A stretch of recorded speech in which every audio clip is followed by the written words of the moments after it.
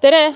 Oleme täna tulnud siia Põlva Agro KVS Ahoi varajase talinisu põllule koos Kareliga. Täna on 23. aprill ja mina seisan siis E-Vitaga töödeldud seemnetega põllul ja Karel siis tavalise keemilise puhisega töödeldud seemnete põllul. Kuidas sulle, Karel, sügisel tundus? Kas sa külvis nägid ka mingit erinevust?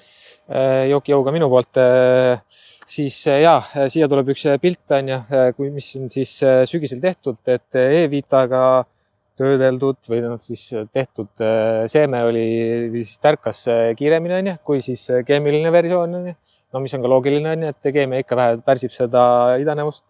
Et sügisel pigem oli E-Vita oli kasvust natukene ees, kui siis see Kintoga versioon. Et praegu ka võib-olla natukene näete, kui oleneb, kui hea kaamera on, et võib-olla näete seda kerget erinevust või kerget joont siin. Et üldiselt pigem oleme samas staadiumis praegu, et kõik on samasugune, mis on tegelikult positiivne ja selle katse tegelikult ka peamine eesmärk, et mitte olla kehvem, vaid olla vähemalt samasugune või siis parem iseenesest. Eks me suve jooksul vaatame edasi, et mis sellest põllust nagu saama hakkab, aga hetkel näeme, et E-Vitaga puhitud taimed on sama ilusad kui keemiliselt puhitud taimed.